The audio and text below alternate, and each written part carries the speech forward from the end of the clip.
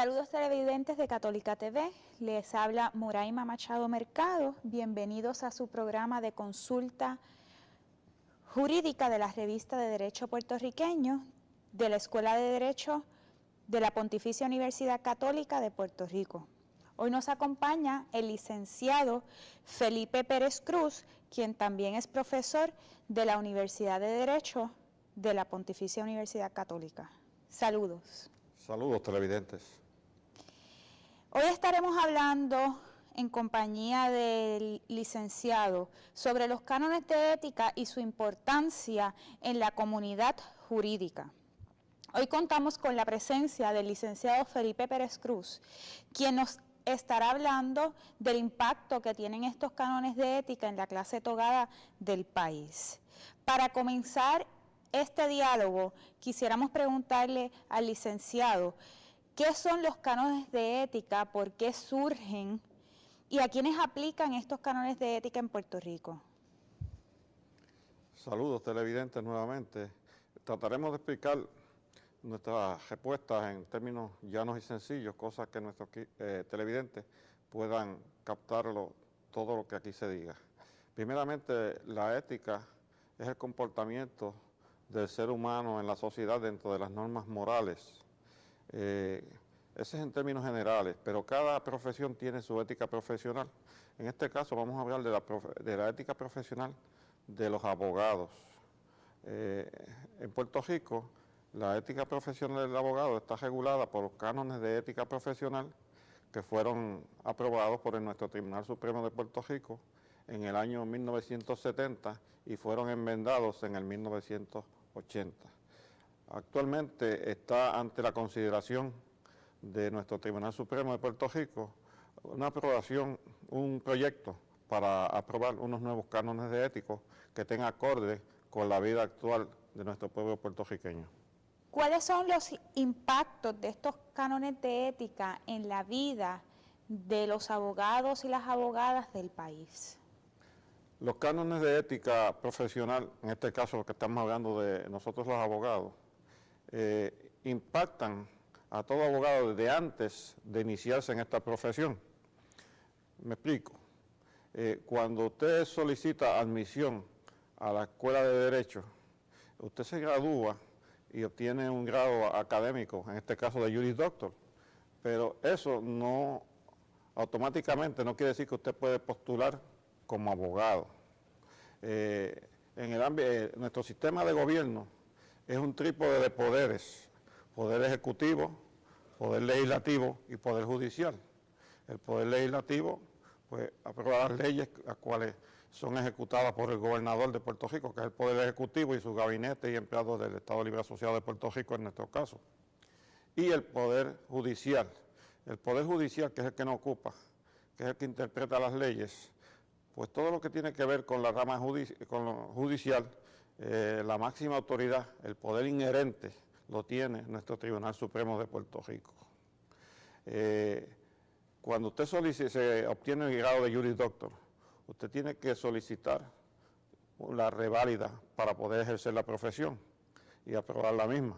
En nuestro caso, pues está la reválida para la admisión al ejercicio de la profesión, y si usted quiere ser notario, pues entonces también, eso es opcional suyo, toma una reválida notarial.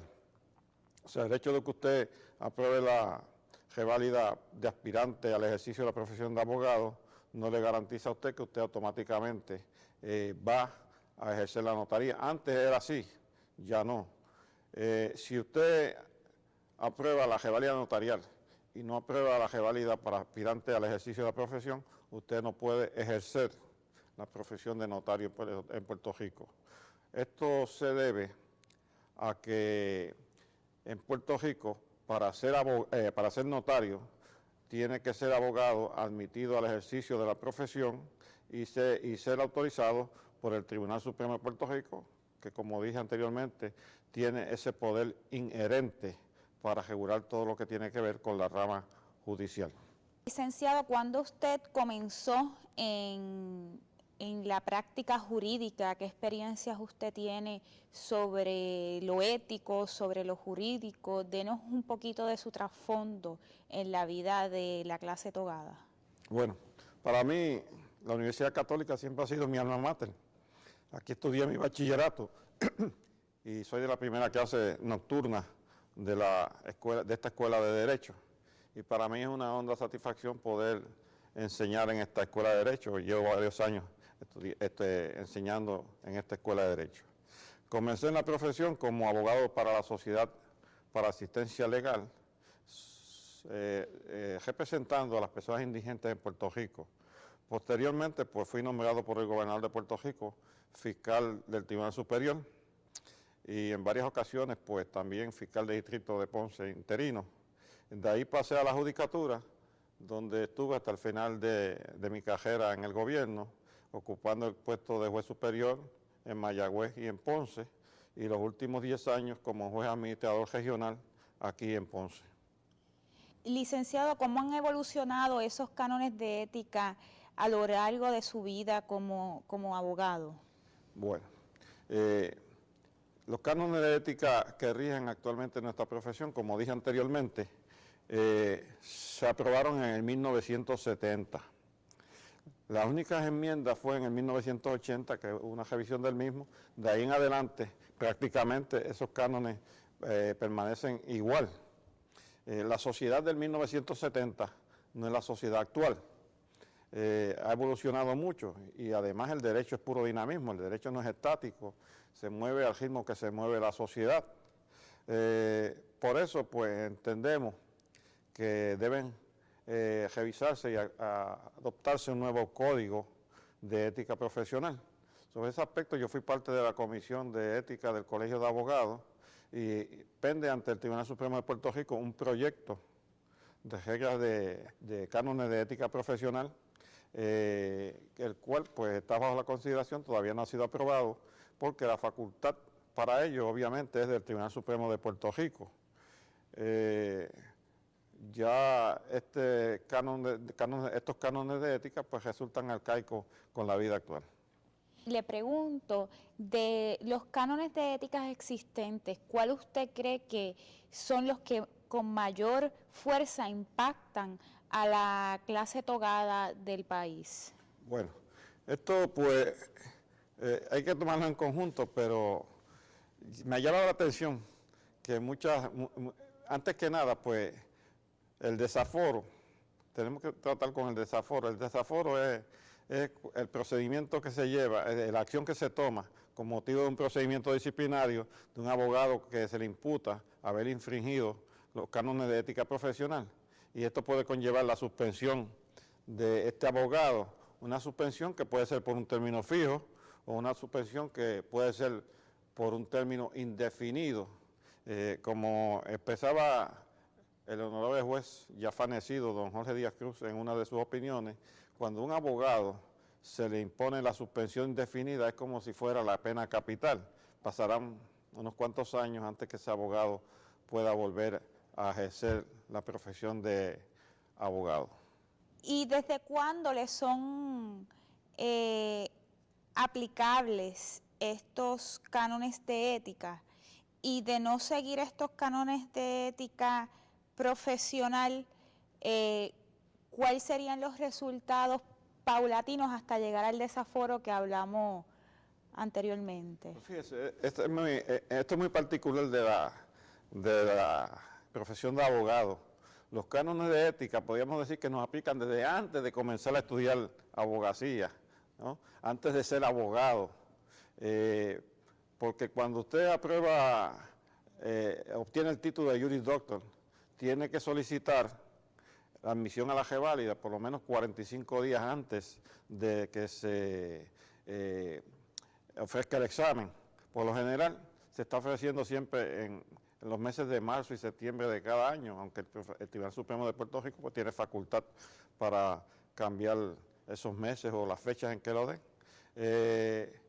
Y cuando se solicita se solicita tomar la reválida, hay que someter unos documentos y hay una declaración jurada que tiene que someter el aspirante al ejercicio de la profesión de abogado, en que se le hacen unas preguntas que tienen que ver con anterioridad a ser abogado, porque cuando uno se gradúa es abogado, lo que no es licenciado. Y entonces, pues, por eso es que yo digo que desde antes de ser abogado, si usted ha sido convicto de algún delito grave o algún delito que conlleve depravación moral, aunque sea menos grave, pues eso le puede causar inconvenientes para ser admitido al ejercicio de la profesión, aunque usted apruebe la reválida, porque el hecho de aprobar la reválida no le garantiza a usted que usted va a ser admitido al ejercicio de la profesión. Si usted aprueba la reválida de aspirante al ejercicio de la abogacía, pues luego la Junta Examinadora, que es nominada y nombrada por el Tribunal Superior de Puerto Rico, le solicita a la Comisión de Reputación que investigue, y aquí es que vamos al aspecto moral en sí, su reputación pasada y presente, y la futura pues dependerá de cómo usted se desenvuelva en la profesión. Siempre me llamó la atención que una senadora, cuando aquel problema de las edificaciones, condominios aquellos en Caguas que le llamaban el Muro de los Lamentos, hizo unas manifestaciones que a mí me impactaron y que nunca se me han olvidado, que manifestó en vista pública, en la vista ocular, que las profesiones en Puerto Rico debían ser todas como la profesión de abogado, y ella no es abogada, de que éticamente son fiscalizados constantemente. Un abogado que infringe una norma ética de la profesión o en su vida privada, la conducta moral, pues es sancionado o es sometido a un procedimiento disciplinario. Ella explicaba que en las demás profesiones, en la vida privada de las personas, muchas veces no se toma en consideración para esto. Vamos a una breve pausa y continuamos.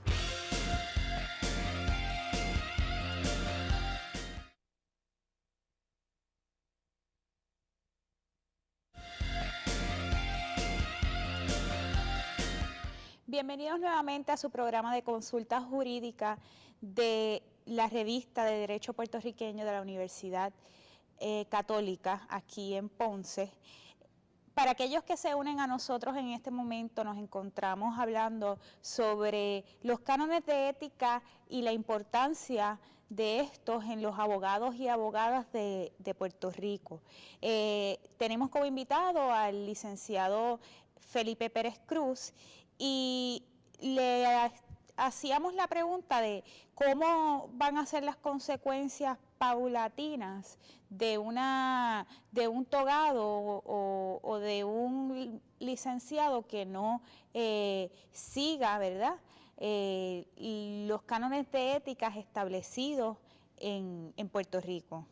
Una de las faltas más frecuentes éticas de los abogados es no mantener informado a su cliente.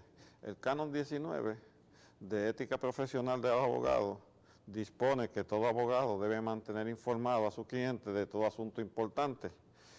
Y este canon, con frecuencia, nos damos cuenta a través de las decisiones que salen todos los años de que es violado frecuentemente. La dignidad y la honradez, canon 35, también es violado frecuentemente por el abogado, por los abogados, y el canon 18 de ser diligente y competente, prepararse bien para un acto de juicio. No es cuestión de que nos paguen los honorarios nada más. Nosotros tenemos una responsabilidad y tenemos que cumplir con el cliente. Y este canon se viola constantemente porque hay abogados que no se preparan para el juicio y denotan que no son competentes o no comparecen a la hora que tienen que comparecer al tribunal. Y esto conlleva perjuicios también para el cliente.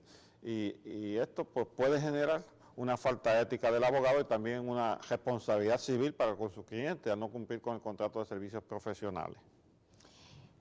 Licenciado, sabemos que usted es profesor en la Escuela de Derecho de la Pontificia Universidad Católica de Puerto Rico y queremos hacerle la pregunta sobre cuál es su mayor énfasis a la hora de impartir cátedra sobre los cánones de ética y su importancia en la vida de estos futuros abogados y abogadas.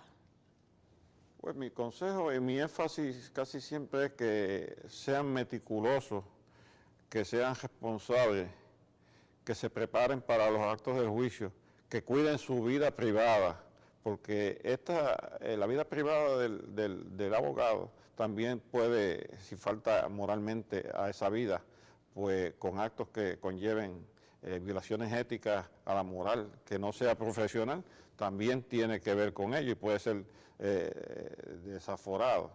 Desaforado es una medida de protección social, ¿verdad? Para que nosotros los abogados, que tenemos esa responsabilidad para con la sociedad, cumplamos con estas normas éticas a todo momento. Licenciado, ¿cuál es el mayor consejo que usted le daría a esos jóvenes que están considerando entrar a la escuela de Derecho y que no saben lo que son los cánones de ética y que han escuchado pues, en los medios, pero que no tienen un conocimiento puro de los cánones? ¿Qué usted le diría? ¿Cuál sería su consejo a esos jóvenes, futuros abogados también? Bueno, pues que desde ahora comiencen a cuidar su vida moral, aunque debemos siempre ser moralmente rectos, pero a veces la juventud se descajila un poco, ¿no? Pero deben desde ahora, si esa es su vocación, porque esas vocaciones, como el de ser abogado, uno la siente desde pequeño. Yo desde pequeño pues soñaba con ser abogado. Y lo he notado y lo he comprobado cuando entrevisto estudiantes, candidatos a ingresar a la Escuela de Derecho, que casi siempre todos han tenido esa vocación desde mucho antes. Así es que la vida moral, la ética de ustedes, desde ahora, que no son estudiantes de Derecho, tiene que ser un ejemplo que posteriormente va a ser tomado en consideración al usted ingresar a esta noble profesión de abogado. ¿Algo más que quiera añadir a esta conversación en relación a los cánones de ética y a la importancia de estos cánones en la vida de nosotros, los abogados de Puerto Rico? Sí, la regla 14 del Reglamento del Tribunal Supremo de Puerto Rico establece el procedimiento disciplinario que se va a llevar contra los abogados. Cualquier ciudadano puede radicar una queja. Fíjese que he dicho queja, no querella. Posteriormente les voy a decir cuándo es que surge la querella. Puede radicar una queja contra un abogado si tiene base para ello, que se determinará cuando se investigue la misma, pero es un requisito que la misma sea debidamente juramentada. Hay 3 foros en que la persona puede radicar una queja. Puede ser ante el Colegio de Abogados, ante el Procurador General, y la común y corriente, que es la más usual, es ante el Tribunal Supremo de Puerto Rico, que es la máxima autoridad en la rama judicial, como expresamos anteriormente en este programa. Dicha queja pues se recibe y la secretaria o secretario del Tribunal Supremo de Puerto Rico la anota en un registro especial. Fíjese que he dicho un registro especial a estos fines, no en los libros común y corrientes oficiales del tribunal, como son el libro de presentaciones o radicaciones. Y una vez la nota allí en ese registro especial, notifica al abogado o a la abogada de la queja, con copia de la queja, y este tiene un término de 10 días para expresar su reacción en cuanto a esa queja. Si el abogado hace caso omiso a esa orden del tribunal o no contesta, pues lo van a suspender indefinidamente del ejercicio de la profesión. Pero si contesta como debe ser, que debe contestar dentro de ese término de 10 días, o pide una prórroga, que la secretaria o el secretario del Tribunal Supremo de Puerto Rico, por causas meritorias, puede conceder una prórroga para contestar, pues debe notificarle copia de la contestación de la queja al quejoso, o sea, a la persona que ha presentado la queja, y radicarle el original en la Secretaría del Tribunal. La notificación a la persona que radicó la queja debe ser por correo certificado con acuse de recibo, de manera que cuando la persona la reciba tiene que firmar como que recibió esa contestación. Una vez se recibe en la Secretaría del Tribunal Supremo esa contestación, la secretaria o secretario del tribunal envía al Procurador General copia envía la queja y la contestación, si es una queja contra un abogado por su actuación como tal. Si es una actuación del abogado como notario, envía esos documentos a la Oficina de Inspección de Notarías. La Oficina de Inspección de Notarías es el brazo que tiene el Tribunal Supremo de Puerto Rico para supervisar y fiscalizar a los notarios en sus actuaciones. Estos tienen un término de 30 días desde que son notificados para expresar sus recomendaciones, comentarios y sugerencias sobre la queja. Una vez se recibe este informe, el Tribunal Supremo de Puerto Rico pues, puede tomar las siguientes determinaciones. Si el notario o el abogado aceptó lo alegado en la queja, pues puede imponer sanciones en ese momento sin necesidad de ulteriores procedimientos.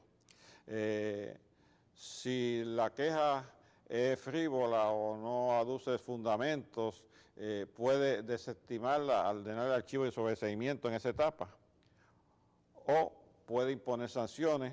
Las sanciones, pues, además de la suspensión indefinida, la suspensión por un término fijo, también puede ser una amonestación o una reprimenda. Esto es importante porque esto va al récord del abogado y puede ser tomado en consideración en futuras ocasiones en que se radique alguna queja o procedimiento disciplinario contra este abogado.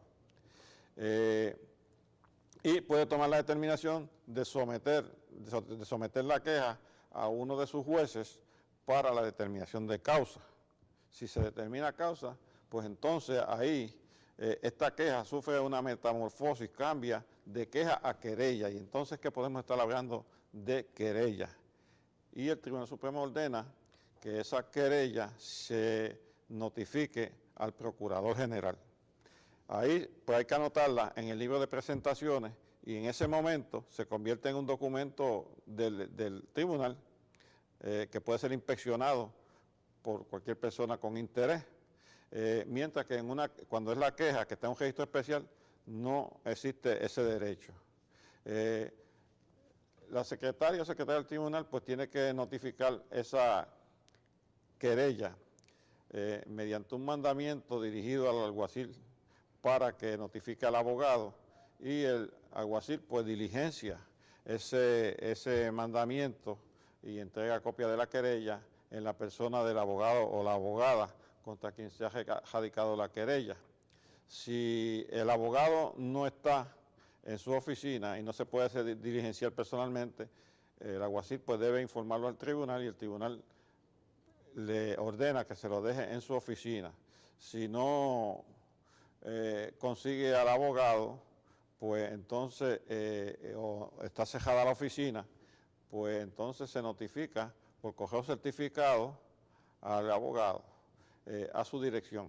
Esto es importante, la dirección, porque los cánones de ética imponen que cada vez que un abogado cambie su dirección, pues tiene que notificarlo al Tribunal Supremo de Puerto Rico. Si se le envía y la dirección ha cambiado, pues ahí usted tiene otro procedimiento disciplinario adicional o una suspensión. Y tiene 15 días para contestar esa querella.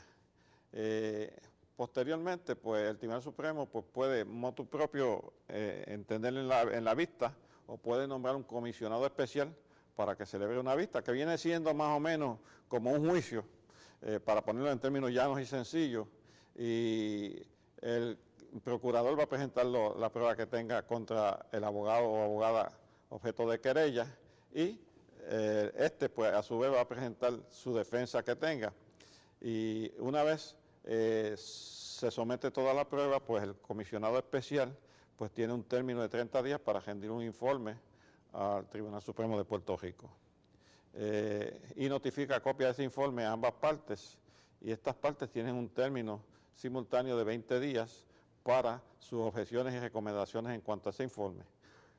Posteriormente, pues se somete el informe y el Tribunal Supremo determinará la sanción que le va a imponer al abogado o a la abogada.